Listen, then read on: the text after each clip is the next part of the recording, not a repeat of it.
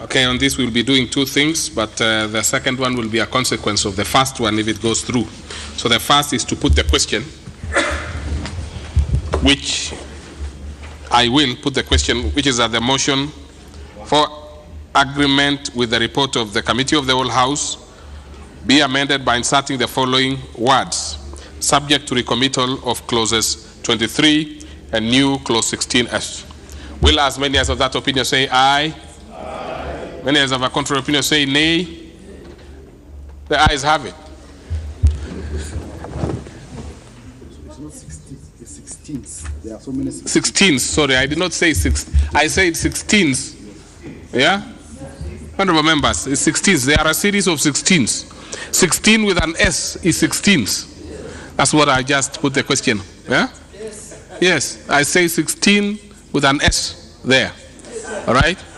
So honorable members, I now will put the question, which is that this House agrees with the report of the Committee of the Whole House on its consideration of the petroleum. Sorry. Just a minute, honorable members. We are having an issue here, but don't you worry. I'm perfectly it's nothing to do with petroleum. This is cybercrime. So, that this House do agree with the report of the Committee of the Whole House on its consideration of the Computer and Cybercrime Bill, National Assembly Bill number 36 of 2017, subject to recommittal of clauses 23 and new clause 16. Will as many as of that opinion say aye? Aye. Many as of a contrary opinion say nay? The ayes have it. What is it, Leader of Majority? I see there is an expression in your face that is not ordinary. Chair, you know this bill is a very important bill, so we were recommitting clause 16 in totality. Yes. From A to J, but 16s. That's why I say 16s. You know, 16s. You know, we come from different communities with different phonetics. Problem with the phonetic of the English language. Just to be very clear. And you have made it very clear. Just to be very clear, it is the entire 16. The entire 16. So there are several, you know, specific bits in there. So I think that is clear. That should settle the Leader of Majority and the rest. Okay. And therefore now we will go to the Committee of the Whole House.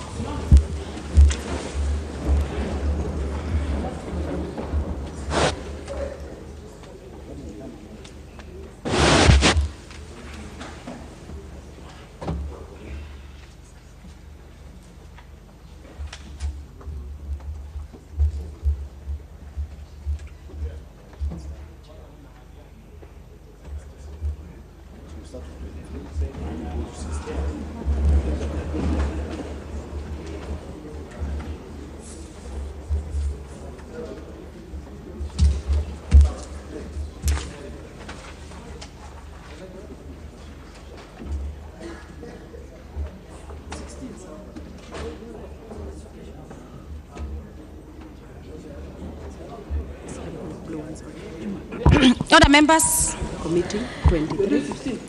We are starting with the 23. Which?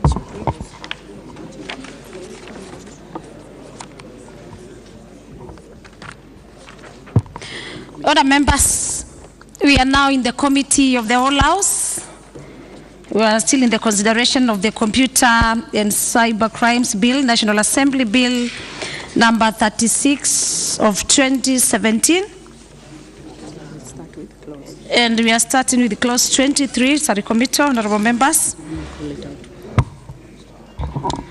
Clause 23.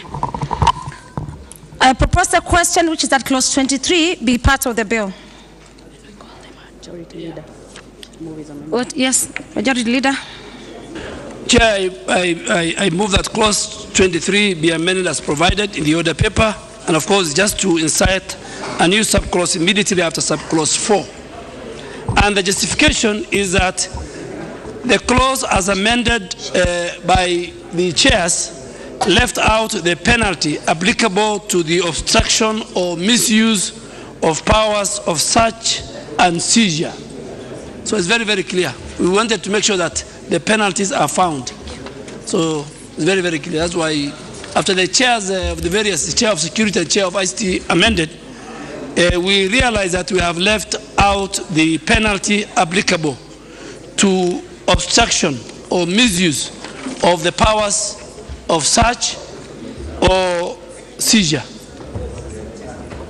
Thank you. Honourable members, I propose the question which is as clause 23 be amended as proposed by the Leader of Majority. I can see the Osoti Geoffrey.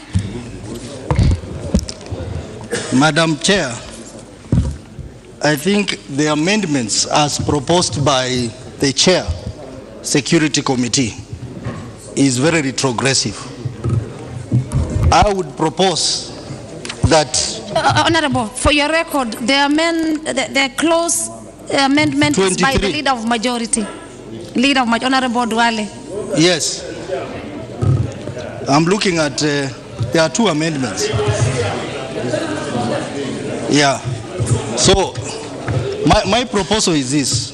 My proposal is this. In the bill, if you look at clause 23. Order, members. Let him speak. You know how we deal business in the House. Yes. Madam Chair, I was looking at clause 23 as in the bill. And if you look at the amendments proposed by the chair of the ICT are making an improvement to this section. But the other amendments seem to be really losing the meaning of this section of the bill. For example, Madam Chair, the issue of complexity of technology, which is under 23.3, has been left out. Issue of technical assistance.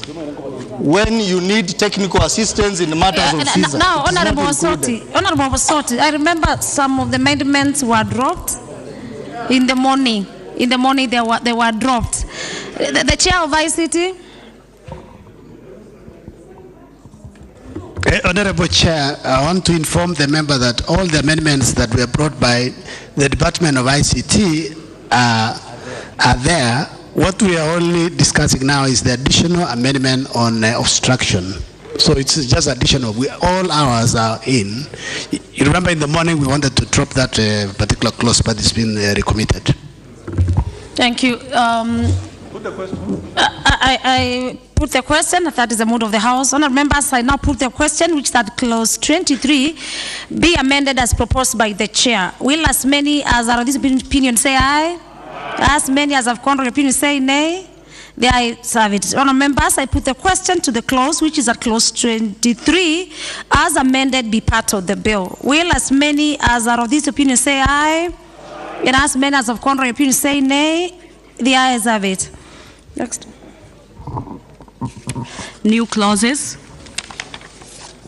New clause 16A. There are three of them. We will do them.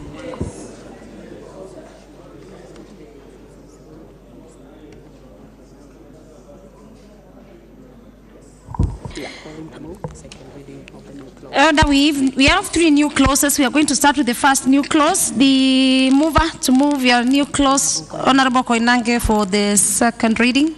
Okay. Honourable Koinange. The chair. I sit the chair. We'll do one by one, so the chair will still. We wanted to do one by one so that the House is clear with what they are passing. Okay.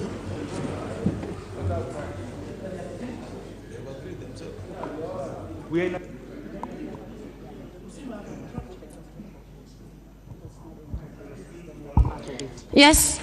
Yeah. Thank you, Honourable Chair. New clause 16. I beg to move that new clause 16I be now read a second time. The justification of Honourable Chair is to insert a provision of offences and penalties for cyber terrorism crime as part of the offences in the proposed law, which is now largely a security-related law, Such a crime would therefore attract a fine of not more than 3 million shillings or imprisonment of not more than 10 years or both. We are proposing to link the definition of terrorism to the definition obtaining in the Terrorism Act of 2012. Thank you, Honorable Chair. Members, I propose a question which is that new clause 16A be now read a second time. I put a question which is that new clause 16A be now read a second time. Will as many as are of this opinion say aye? And as many as are contrary opinion say nay? The ayes have it. All members, I propose a question which is that new clause 16A be part of the bill. I put the question which is that new clause 16A be part of the bill. Will as many as are of this opinion say aye? And as many as contrary opinion say nay? The ayes have it. So now we'll go to next clause. So new clause 16A, 16B, 16C, 16D, 16E, and 16F. I propose a question which is that, no, before I propose the question, I need the mover to move second reading.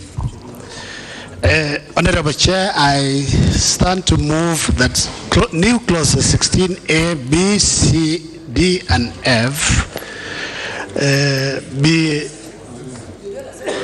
introduced as on the other paper, subject to the committee. Honorable Chair, now read a second time. Honorable Chair, I move that clauses 16A, B, C, D, and F, E and F be read a second time. These are new clauses to enhance the penalties that we have introduced to the bill. Okay. Honourable members, I propose the question which is that new clauses 16A, B, C, D, E, and F be now read a second time. I see no interest to speak. Yes, Honourable Musimba. Chair, thank you. I think there's one thing which we've agreed. These are all new offences which are being added. So in terms of the numbering of A, B, C, D, E, would leave that to be done by the clerk's office for polishing. But they are all distinct offences. So that then there's no confusion in when they're saying, oh, we are amending 16A to 16I, or A, B, C, D. So that is a substantive amendment which you're making, Chair.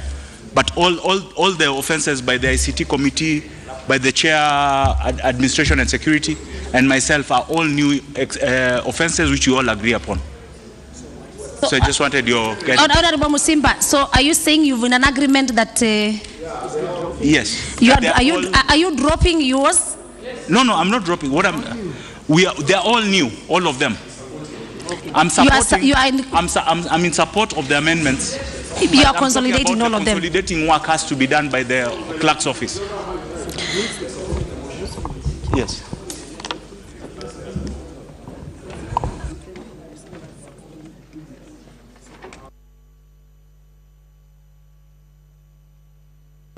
Honorable Musimba, even as you and the other chairs concur, if you notice new clause 16B of the committee is almost the same but slightly different from 16D of yours. So that's why you agree. So one has to be dropped. Give the chair mic. We had said these are all new clauses. What Honorable Musimba and what Honorable Koinanga brought is all new, but the numbers are the same. But we say the Secretariat will do the polishing and renumber all the numbers. But clause 16B of ICT and 16D of Musimba are similar. But since this is enhanced, mine gets dropped. B is dropped. D is dropped. B is you are yours. Yeah, yes, mine is dropped, and we. Yeah, yes, because you don't expect the secretariat just to get amendments here and they just drop and. Yeah.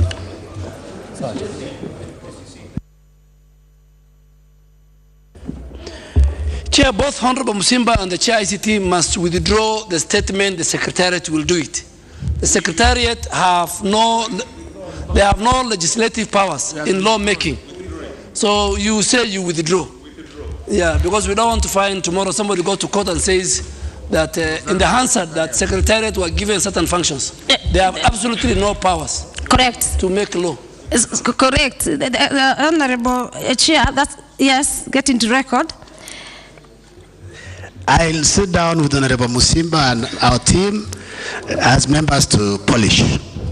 Thank you. And so the B is dropped. Honorable members, yes, the Secretariat will not just go in and start altering or changing any amendments as that have been proposed, either by individual committee member. The honorable members, and I therefore propose the question, which is that clauses 6.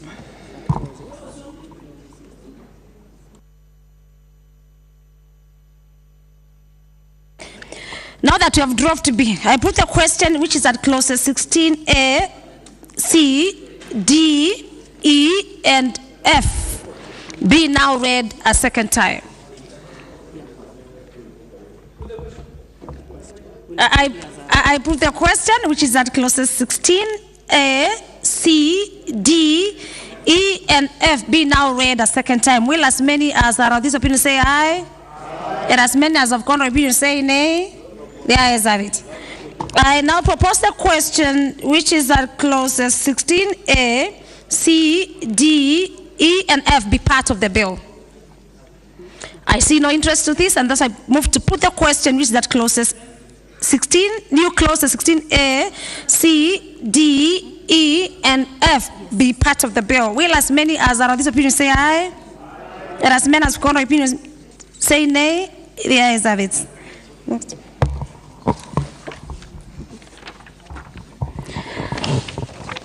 New clause 16A, B, C, D, E, F, G, H. Yes, there is Honorable Musimba to move the second reading. Yeah, I move for second reading as per the order paper, Chair. And my justification, as I said earlier. No, Honorable Musimba, maybe you said you move those clauses. Yes.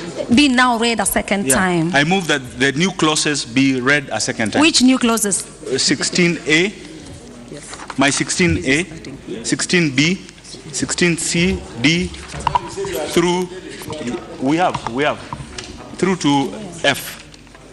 H, sorry, H. What is the import? Yes. Just a slight, what is the import? The import is that these are new offenses which we are creating. So further just enhancing the penalties which are within the bill. Although that, I think that's the only justification. Thank you. Honourable members, I propose a question which is that new clause 16A to H be now read a second time. I see no interest to speak to this, and so I move to put the question which is that new clauses 16A to 16H be now read a second time. Will as many as are of this opinion say aye? And as many as are contrary opinion say nay? The ayes have it. Now, members, I pose the question which is that new clause 16A to 16H be part of the bill. I see no member wants to contribute to this, and that's all. I move to put the question, which is that new clause 16A all the way to 16H be part of the bill. Will as many as are of this opinion say aye? And as many as have contrary opinion say nay? The ayes have it. Next.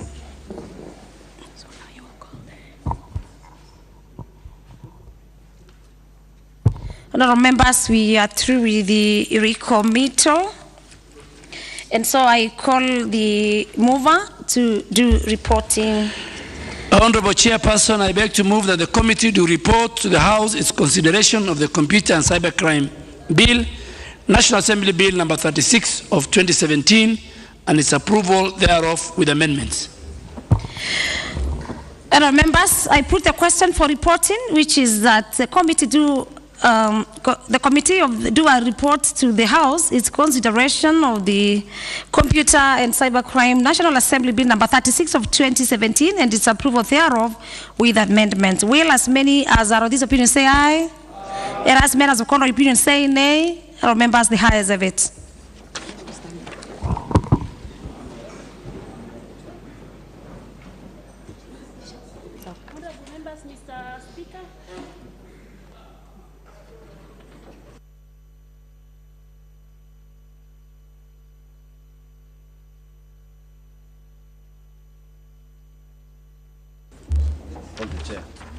Let's have the chair.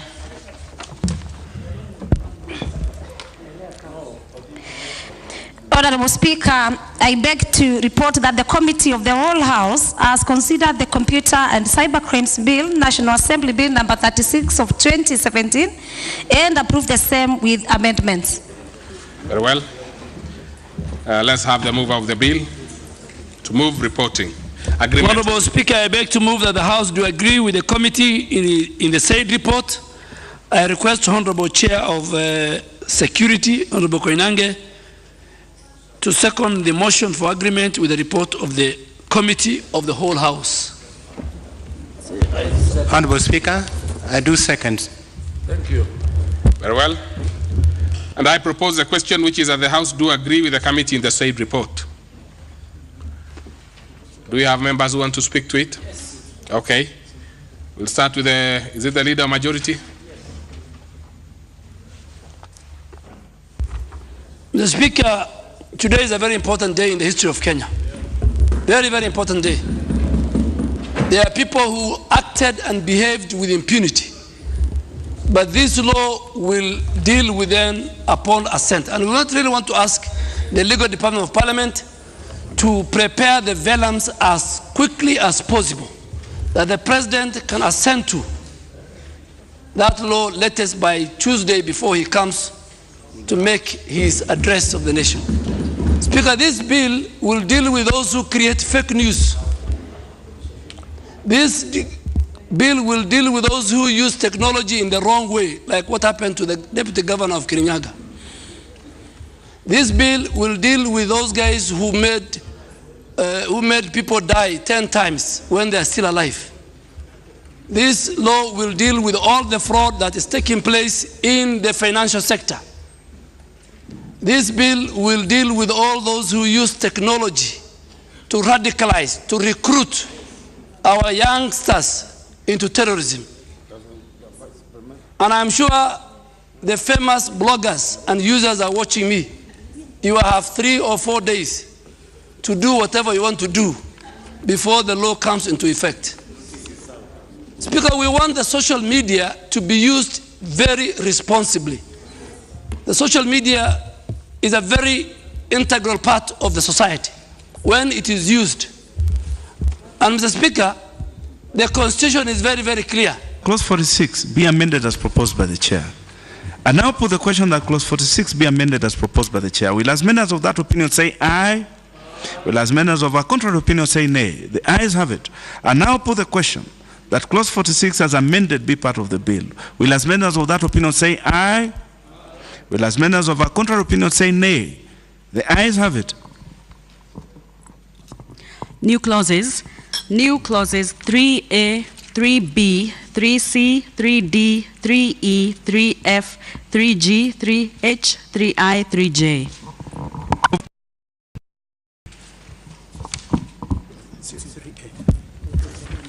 Thank you, Honorable Chair. I beg to move that new clauses 3A, B, C, D, E, F, G, H, I, J be now read a second time. Honorable Chair, the reason for including these new clauses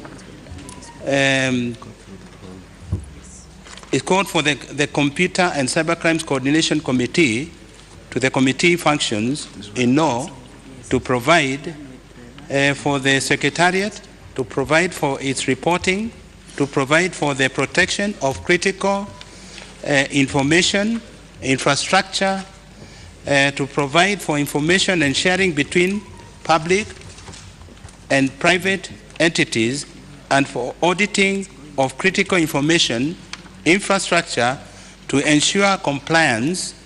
I must admit that part of these amendments were originally proposed by the Honorable Dr. Musimba, and I wish to sincerely thank him for allowing us to benefit from his expertise on cyber-related matters. I, however, wish to move the amendment in an amended form to include the Principal Secretary responsible for information, communication, and technology, or his representative in writing as a member of the Computer and Cybercrimes Coordination Committee. Honorable Chair, I move. Very well. I now propose the question that new clause 3A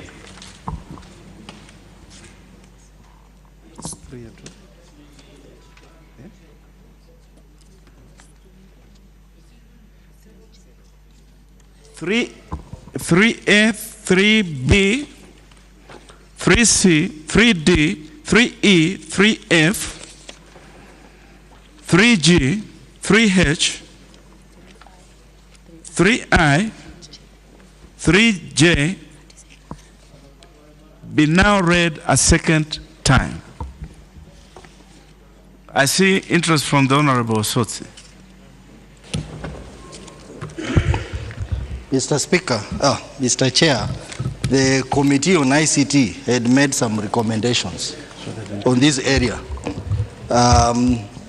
But I stand to oppose some parts of this amendment, especially 3B2, that says the committee shall report to the Cabinet Secretary responsible for matters related to internal security.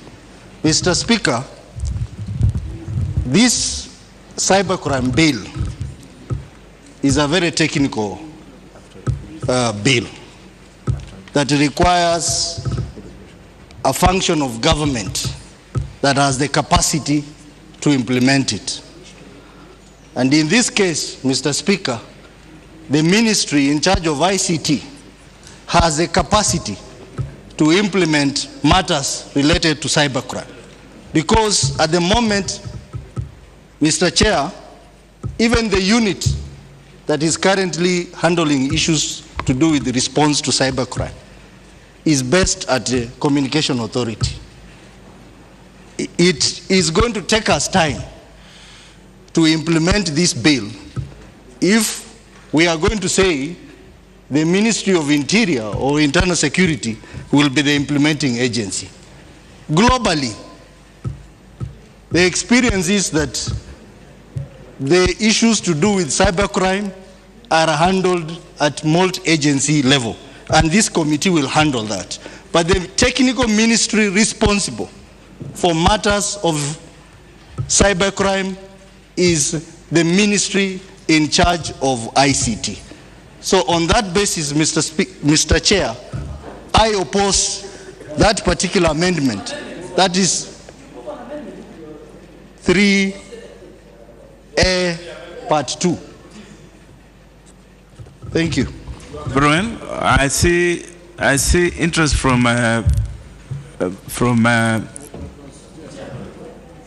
no, members, you know how we operate here. All of you have showed interest here.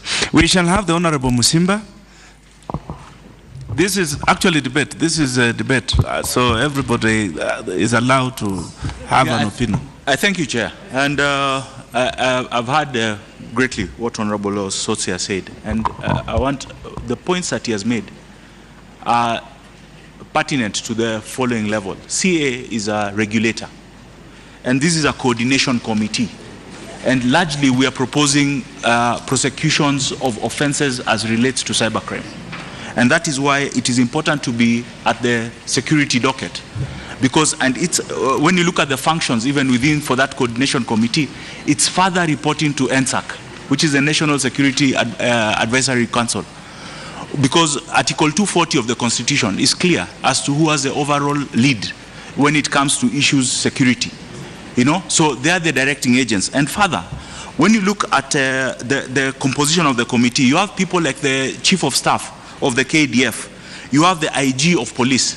Surely they cannot be reporting towards the PS of ICT. It needs to be coordinated from the interior docket, which is directly under the NSAC in the office of the President. And that is what I'm just imploding to, you know, trying to encourage Osotsi to see it from that point of view. Because a lot of the operational issues to do with movement, including moving to the DPP, all those people are covered within that coordination committee. So I think we are all in congruence in terms of our... the Honorable Musimba. I will now give Honorable Raswali this chance. Thank you very much, Chair. I think looking at this bill, maybe from the beginning it appeared to be the property of ICT. But the more we delve deeper into the horizon, we see that these are security matters. And the minute we are saying it is about crime, I think the law and order clearly we know where it lays in this land. And that is why let us not make it about an ICT and computer function. It is about national security now. Thank you, Chair. Honorable members, I think we have eaten into time that had been allocated for something else. We are trying to do this so that we can clear up this, so that we can move on. I will give it to the Leader of Majority.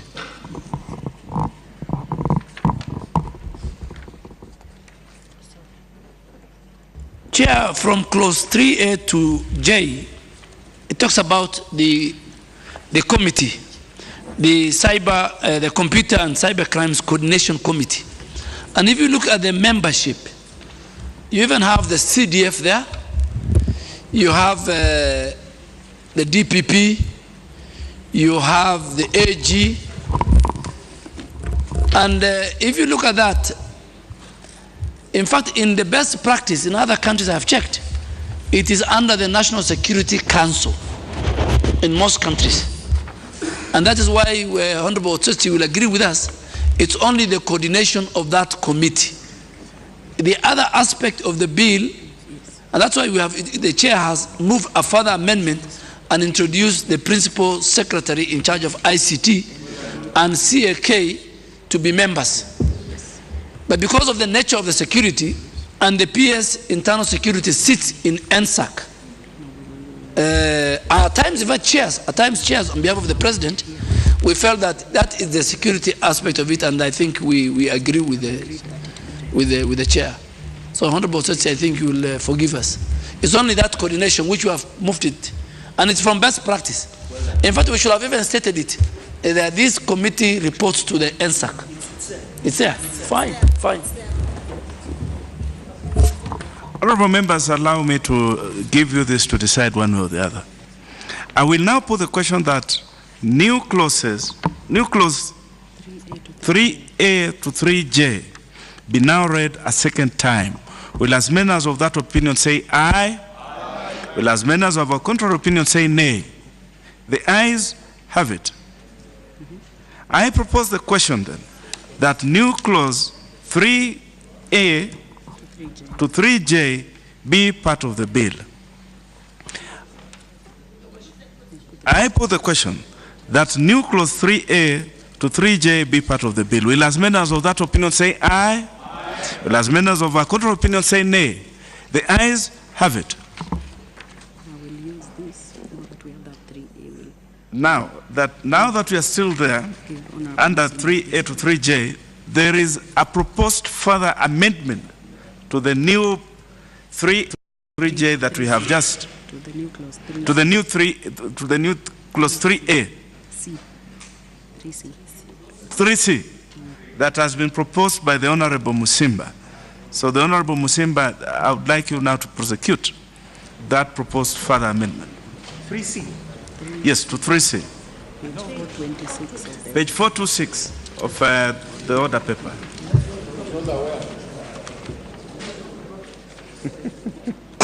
You talk to those guys.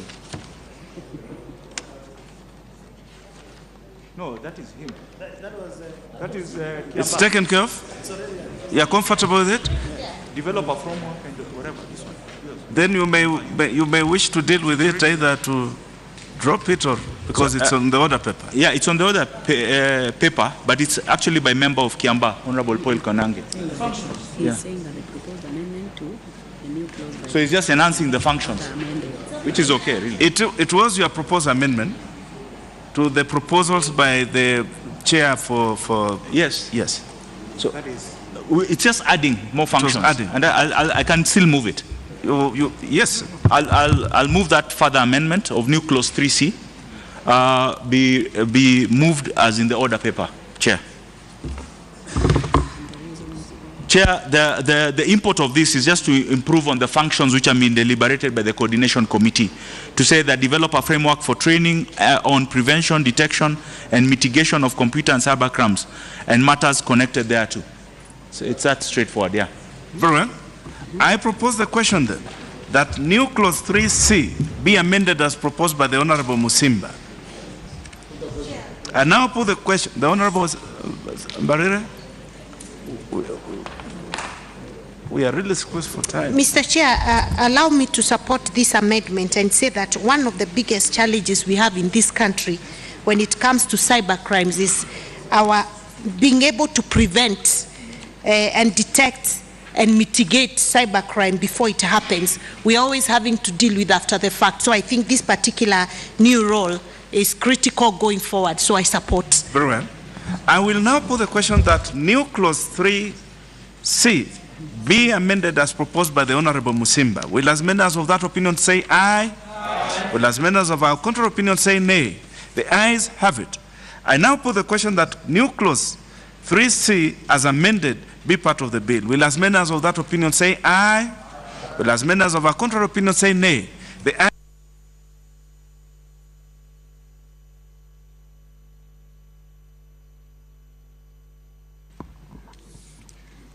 New clause 12A.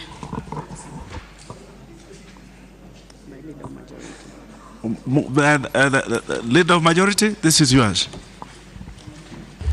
Chair, I beg to move that the bill be amended by inserting the following new clause. No, I beg, no. I do second reading. Yeah. Yes.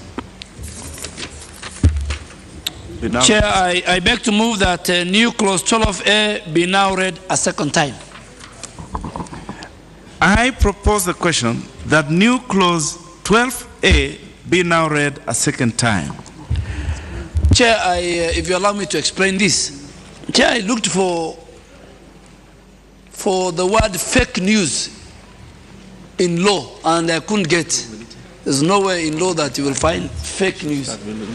But this amendment, Chair, if you look at it, and members will see on the other paper, proposes to introduce and define the scope of the offense of publication of false information to tackle emerging offenses of fake news. The ingredients have been informed by the existing legislation from similar jurisdiction in the Philippines and in Malaysia. The definition falls within the offenses that relates to the scope of the offense within the bill and that are conducted over a computer. Chair, if members can remember, the late Honorable Biwot died 10 times. 10 times through fake news. Mugabe died 5 times through fake news. Mzee Moi, when he just only went for a knee injury in Israel, people decided to kill him. So, Mr. Speaker, there's a serious fake news, false publication. And I really want members to support it so that the amendment does not offend the provisions of Article 34 of the Constitution. We really look at it with the Legal Department of Parliament. So that if you publish false information, the offense is so grave that it's either you pay 5 million or a fine, prison not exceeding 10 years or both. So that those people who sit and use gadgets to create alarm, to create false news, to publish and harm others must be dealt with under this law. So I beg to move. Well, honorable members, allow me to put the question that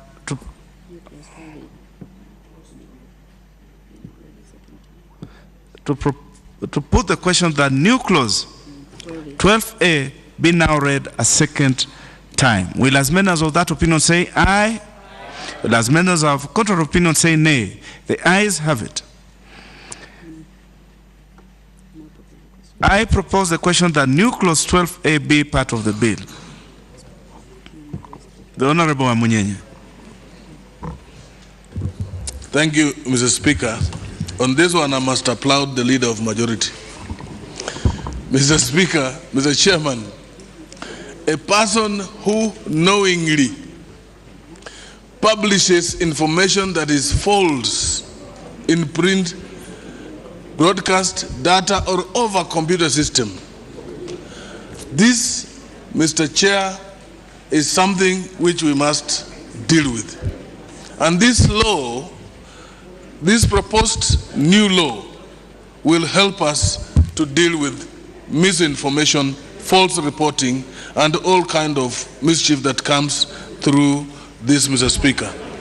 So I rise to support this new clause introduced by the leader of majority, so that we curb any attempt by any persons to injure others falsely, and that action must be taken against them, Mr. Chair. I thank you. Honorable members, I now put a question that new clause 12A be part of the bill. Will as many as of that opinion say aye? Will as many as of a contrary opinion say nay? The ayes have it. New clauses 16A, 16B, 16C, 16D, 16E, and 16F.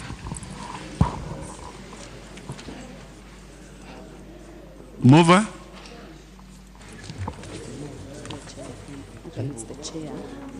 They are three separate. Oh yeah. Those ones the chair is sitting. Those ones are mine. You know where. Yes.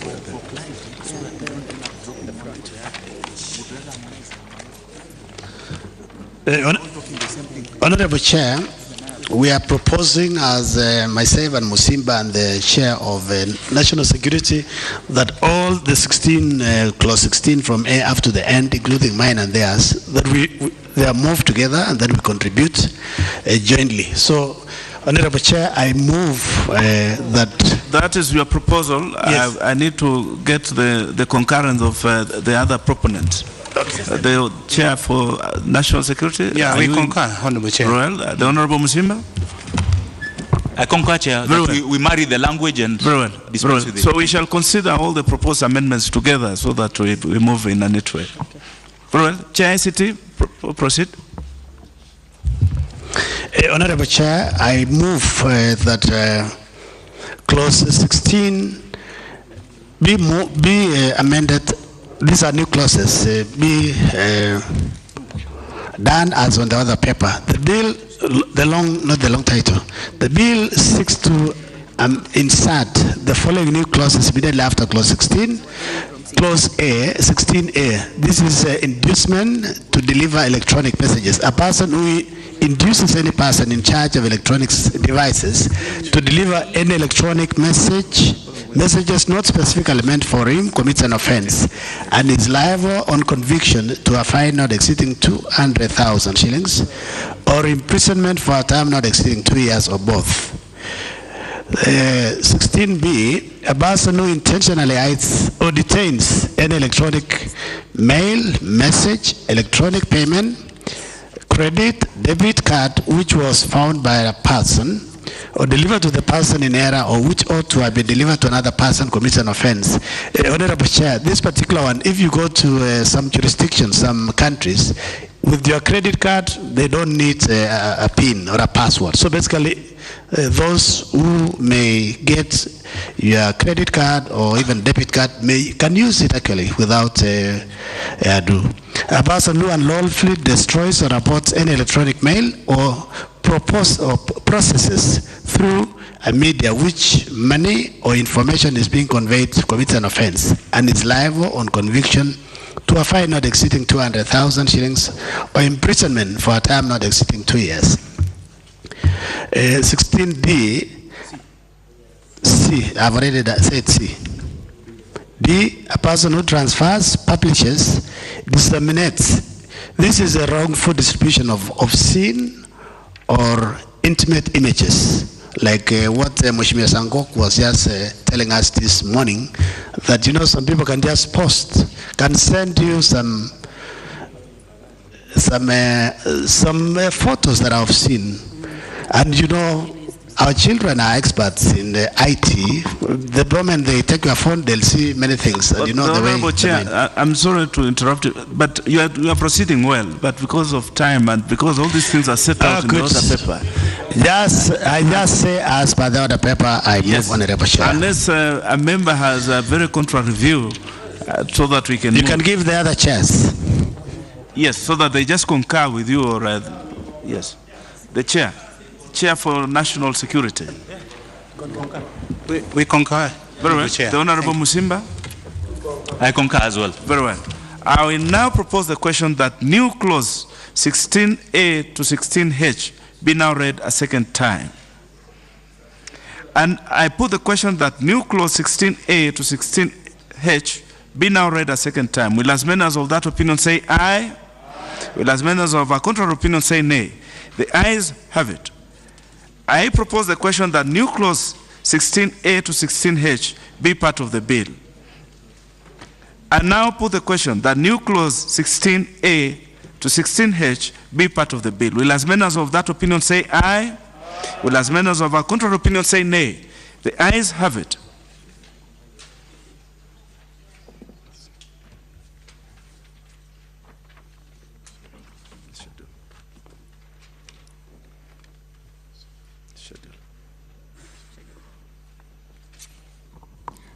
The schedule. I propose the question that the schedule be part of the bill. Mover?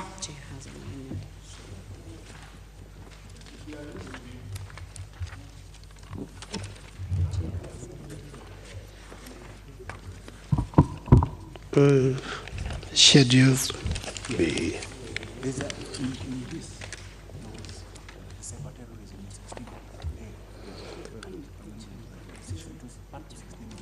Honorable Chair, before I do that, we are consulting here. There is something missing on clause 16, new clause 16A, that for the purpose of this section, there is terrorism shall have the same meaning. There is a definition of terrorism that is not on the other paper.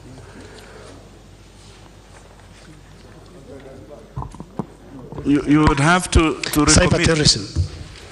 You would have to recommit because the House has already expressed itself on that. Yes. 16A. Yeah, it's missing, yeah. Yeah, as you do that, you recommit that one. But for the schedule, you want to look at page 413. 413. 413. Where you have a proposed amendment.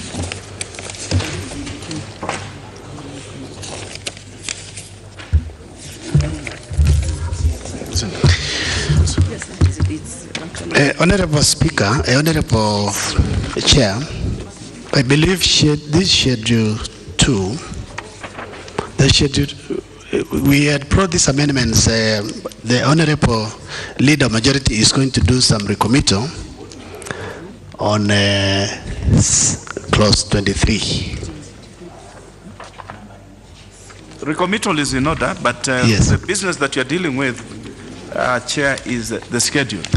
Good. So, Honorable Chair, I move that second schedule be amended as on the order paper.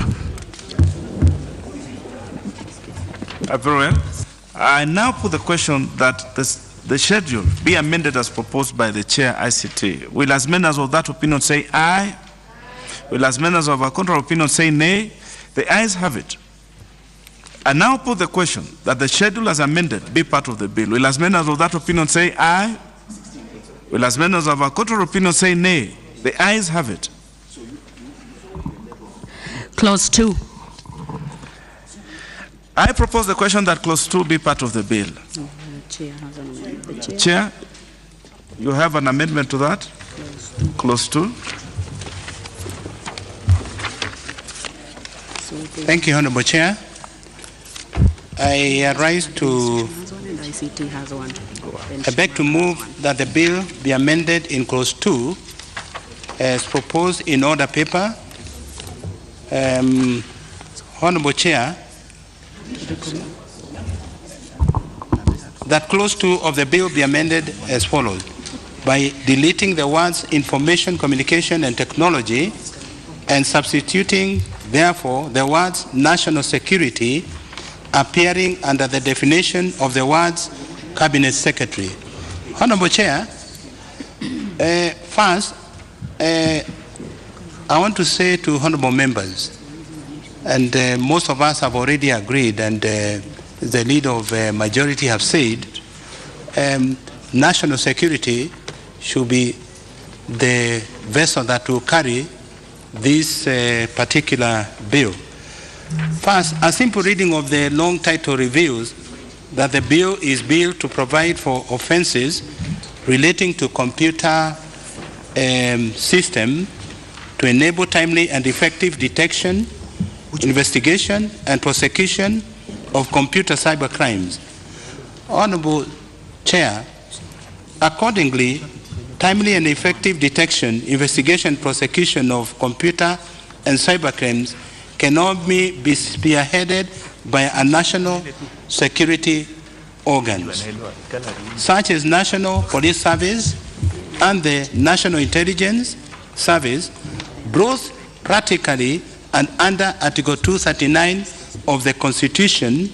National security organs are coordinated at the level of the national executive under the ministry responsible for the matters relating to national security. Honorable Chair, through we have been doing a lot of research with other countries, and we noted with places like Jamaica. Jamaica have tried to put the cybercrime bill under the Ministry of Information, and it has failed. They have not been successful because all the time they need national security to implement. So, Honorable Chair, I really appeal to the honorable members that we change and make sure that it is under national security. We will carry this bill, and this will make things very easy for us to implement this particular bill. Thank you, Honorable Chair. Well, I propose the question that clause 2 be amended as proposed by the chair, the Departmental Committee on Administration and National Security. The Honorable Osoti, what is out of order? Mr. Speaker, or Mr. Chair, I have an issue on the issue of which ministry is responsible. I know the majority leader has. But that is not a point of order. But I just want it to be put on record that that is your contribution. Yes, looking through the bill, especially the new amendments that we have brought under Part 1A, the functions of the committee. If you read through some of those functions, they actually conflict with the functions of the Ministry of Information. Let me give you an example. When they say the committee shall develop a framework to facilitate availability, integrity, confidentiality of the critical national information infrastructure, including telecommunication and information systems of Kenya. That conflicts with a critical function of the Ministry of ICT. Secondly, develop and manage national public key infrastructure framework. Globally, that is the function of ICT. And Mr. Speaker, the Honorable Chair of Security has talked about experiences of other countries. I want to give an experience of an African country which has a Honorable similar... Swati, we do not have too much time. I'll give you 2 minutes, and every member who's going to contribute now is just 2 minutes. Very well, Mr. Speaker. Nigeria, for example, they came up with an act of parliament, cybercrime, more than 5 years ago. And they put this responsibility in the Ministry of Security. They are having challenges because of capacity issues. Mr. Speaker, we will pass this bill as it is, but I can assure you that there is going to be need for amendments after 6 months. Thank you. Very well. The Honorable Kiaria. Thank you very much, Chair. And I wouldn't want this House to be drawn into a tug of war as to where this bill should be domiciled, because what we are seeking to do is actually create a bill that will, mitigate some of the problems that we are facing with the very fast development in a space called the ICT. As it is right now, we are playing catch-up, because ICT is developing way faster than we can legislate and way faster than even our security bodies can keep up. Knowing how our government works, we are better off having this bill domiciled in a place where there is research being done continually on matters to do with information, communication, and information. And to bring it into context, when we get examples from elsewhere in the world, I want to quote one of the finest performing ICT experts in this country, Michael Joseph, who said Kenya is a peculiar country. And peculiar in the sense that we leapfrog in terms of technology. We do not follow the normal procedure of growth in technology advancement as other parts of the world. And as such, I do believe that the amendment to bring in the Cabinet Secretary of Interior is not well placed. And as we understand the situation to be right now, the Ministry of Information, Communication and Technology is investing heavily in keeping up with technology, but even more in innovating. Thank you very much, Mr. Speaker. Sir. We shall have the leader of majority, and then I shall give this to the House to decide one way or the other. Number one, Chair, there is no bill that belongs to ICT Ministry. The bills comes to this House from Cabinet to the AG to the leader of majority, who has appended his signature. So there's no law that we make for specific ministries. We make for the people of Kenya. And government is one. And government and the cabinet acts in one. But let me come to the essence, so that I can answer my good friend Honorable Oyetsi. There is the title of this bill, there is an element talks about cyber crime. ICT does not deal with the crimes. That is why we have the DPP, that the moment CAK identifies and the other agency identifies the crime, it is for the DCI and the DPP to do the prosecution through the said law office.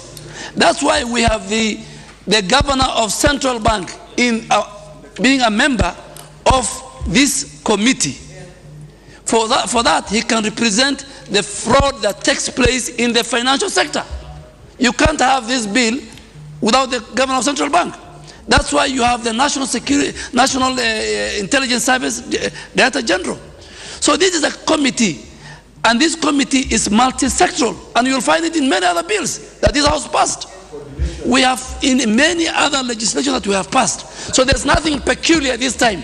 And that is why for the ICT ministry, the principal secretary, ICT, and the CAK Director General sit in this board for them to take care on the interests of the ministry. So I think we are creating a mole out of a mountain. I mean, the matter, we have done it, and let's move it. Members, I want to give you this to deal with in the way that is the best. I now put the question that clause 2 be amended as proposed by the chair, Departmental Committee on Administration and National Security. Will as many as of that opinion say aye? Aye. Will as many as of a contrary opinion say nay? The ayes have it. I now put the question that clause Actually, we have an amendment by Honorable Shamala. Oh, very well. Before we put it to include it in the bill, there are two more proposed amendments by the Honorable Shamala. The Honorable Shamala? Yes. Yes. Thank you, Mr. Chair. Mr. Chair, I beg to move that Clause 2 on interpretations of terms as amended as per the other paper be included. Mr. Chair, it's with regards to the definition of the word pornography. Mr. Chair, in all the legislation that I have perused, there is no definition for the actual word pornography. Definitions are important as they enable us to have a common understanding of what it expresses and the essential nature of the word. Brian, I now propose a question that Clause 2 be amended as proposed by the Honorable Shamala. I now put the question that Clause 2 be amended as proposed by the Honorable Shamala. Will as members of that opinion say aye? Will as members of a contrary opinion say nay? The ayes have it. I now put the question that Clause 2 as amended be part of the bill. Will as members of that opinion say aye? Aye. Will as members of a contrary opinion say nay? The ayes have it. Long title. I propose the question that the long title be the title of the bill.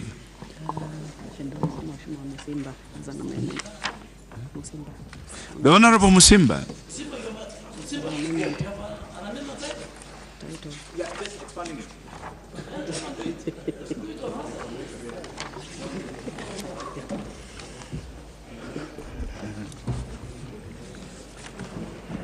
Page 424. Chair, I would like to move an amendment to the title as per the order paper. Just trying to locate it quickly, Chair. Very well. Yeah. So what I'm trying to add is simply the words after the word detection on the title: prohibition, prevention, and response. You know, in the long title.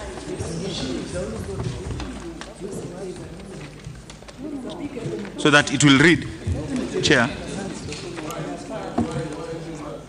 Yeah, he will explain. That is what we are waiting for him to do. You see, in the other amendments which we made, prevention is a key thing. We don't wait for offences to be committed. So what we're trying to do is saying that within the objects, explicit in the objects of the bill, that we need prohibition, prevention, and response, so that it's in congruence with the other amendments we've made within the bill already. Very well. Thank you, Chair. I will propose the question that the long title be amended as proposed by the Honorable Musimba. I now put the question that the long title be amended as proposed by the Honorable Musimba. Will as members of that opinion say aye? Aye. Will as members of a contrary opinion say nay? The ayes have it. I now put the question that the long title as amended be the title of the bill. Will as members of that opinion say aye? Aye. Will as members of a contrary opinion say nay? The ayes have it. Title. To the actual title of the bill. The chair. I propose the question that the title be the title of the bill. Chair? No, he's changing it to read computer misuse and cybercrimes bill. So I have to propose a question still. Oh, yeah, I was missing the mic. Honorable Chair, I move that the title of the bill be as it is on the other paper. As amended. No, it's the long one that was amended. Yeah. I propose the question. Yes, I propose the question that the title be amended as proposed by the chair. I now put the question that the title be amended as proposed by the chair. Will as members of that opinion say aye? Aye. Will as members of a contrary opinion say nay? The ayes have it. I now put the question that the title as amended be the title of the bill. Will as many as of that opinion say aye? Will as many as of a contrary opinion say nay? The ayes have it. Clause 1. I propose the question that clause 1 be part of the bill. I now put the question that clause 1 be part of the bill. Will as many as of that opinion say aye? Will as many as of a contrary opinion say nay? The ayes have it.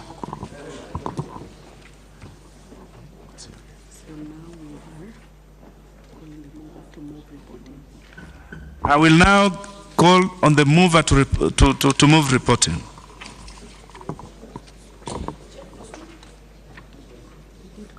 We've done close to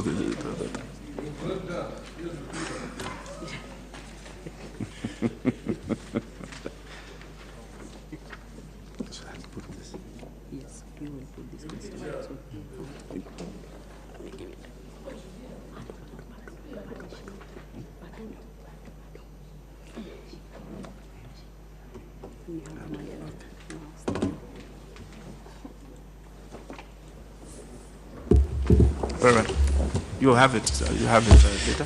Honorable Chairperson, I beg to move that the committee to report to the House its consideration of the Computer and Cyber Crimes Bill, National Assembly Bill, number 36 of 2017, and its approval thereof with amendments. I put the question, which is that the committee do report to the House its consideration of the Computer and Cyber Crimes Bill, National Assembly Bill number 36 of 2017, and its approval thereof with amendments. Will as many as of that opinion say aye? Aye. Will as many as of contrary opinion say nay? The ayes have it.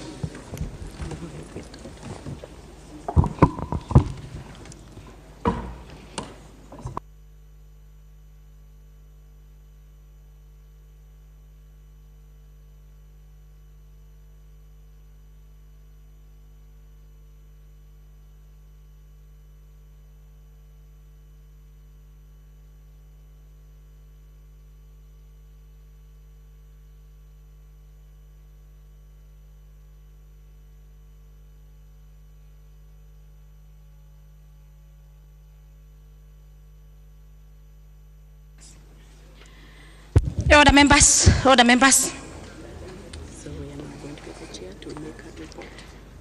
The chairperson to report to the House.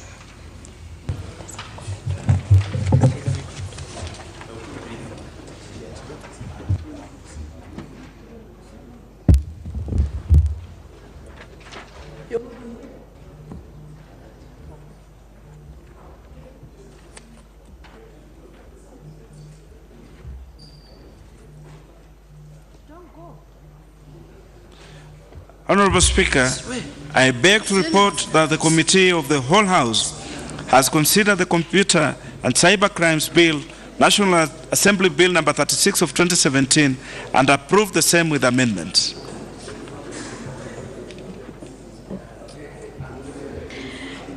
The mover to move agreement with the said report. Honorable Speaker, I beg to move that the Committee of the Whole, Honorable Speaker, I beg to move that the House do agree with the committee in the said report. I request Honorable Koinange, Chair Security, to second the motion for agreement with the report of the whole committee of the whole House. Yes, sir. The Honorable Chair, then you need to say whether you are recommitting or you're not recommitting. Thank you, Honorable Speaker. I do second and recommit the 23. Not yet. Thank you. I do second. You've seconded. I propose the question of members, which is that the House do agree with the committee in the said reports.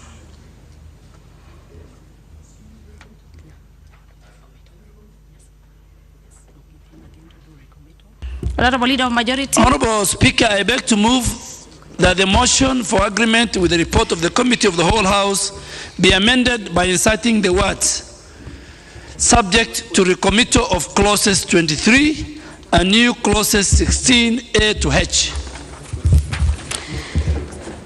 Honorable members, before I make a decision on that, can we have 2 or 3 people make some comments? 3 members.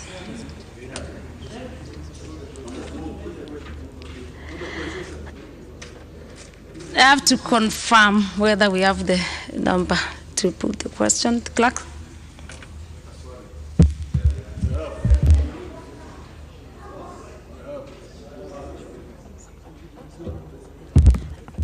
Members, I confirm that we do not have the requisite numbers for us to be able to put the question to the record.